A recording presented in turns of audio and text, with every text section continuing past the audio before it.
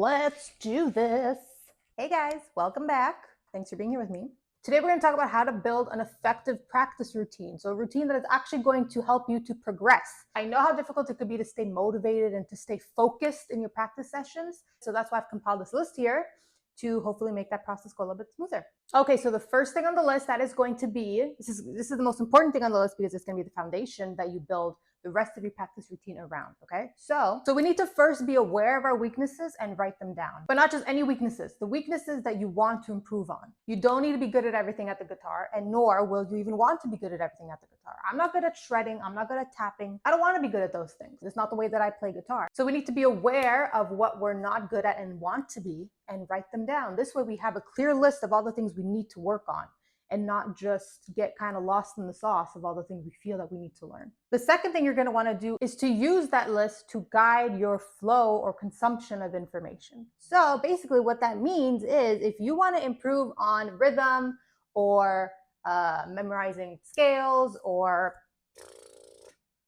what else could you play on guitar?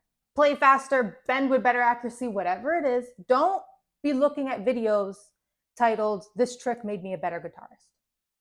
That doesn't mean that those things in those videos are useless or that the person making those videos doesn't know what they're talking about. But if we're talking about being precise in our practice routine, we need to start being very precise with our information that we're consuming. We can't be vague in the things that we study, because I've watched thousands of those videos and I don't think I could even tell you one of the things from them. I don't remember anything from them. So be specific in all the things that you're consuming about guitar and all the information that you're getting about guitar, and make sure those things match the things on your list, right, that you want to improve on. This way we're not wasting time just watching a bunch of random videos, and we're actually being very precise and specific with what we are actually learning. And this is also a really good way to, stop yourself from feeling overwhelmed, because information about guitar and music is so infinite, guys. You have to really focus your attention on something that you really actually know you need to improve on. So be specific with what you're watching. Number 3, we want to set intentions for our practice sessions. So to do this, we're going to look at our list and pick a few things to practice for that day. So if you only have 30 minutes to practice, that's fine. We'll take 10 minutes to practice our finger dexterity. We'll take 10 minutes to practice our rhythm, and we'll take 10 minutes to practice our improvising. Or maybe you want to pick one topic, right? One thing to improve for each practice session. That's fine. If you want to do, I'm going to just practice rhythm for an hour today. I'll practice whatever for an hour tomorrow, whatever feels right for you. This will help to keep your session structured and not feeling like you're just aimlessly playing around and not really getting anything done. And plus, this gives you small successes every day. When you complete a task that you set out to do, that makes you feel good and makes you stay motivated to keep going. Where are we? Number 3, number 4. And now number 4 kind of completely contradicts number 3. But just listen. Aimlessly noodling around the guitar is kind of practice. Now, while you're doing this, while you're aimlessly noodling, okay, you need to be aware that you won't necessarily improve on things that you want to improve on. But I wanted to include this on the list because some days you just can't bring yourself to learn or do anything productive, okay? And that's just the truth. And I don't want anyone to feel that every day that you aren't progressing or aren't doing something productive, you're failing, you're doing something wrong, because that's just not a sustainable way to do things. You're still practicing the connection between your hand to the guitar, and that's not useless. So, noodle today, and tomorrow we'll get back to structured practicing. It's fine, no pressure. No pressure. Number 5 is, what's number 5? Practicing the guitar doesn't always mean you need to have a guitar in your hands. When I used to work a 9 to 5, I used to use my lunch breaks to study music theory. I used to drill, actually let me get the book, let me get it. So I used to bring this book with me and I would drill keys, notes on the keys. I would drill formulas, scale formulas, chord formulas, whatever. I would just drill, write everything down over and over and over and over and over and over and over again for an hour every day at lunch. I was like, you know what? I'm here. I can't leave until I did.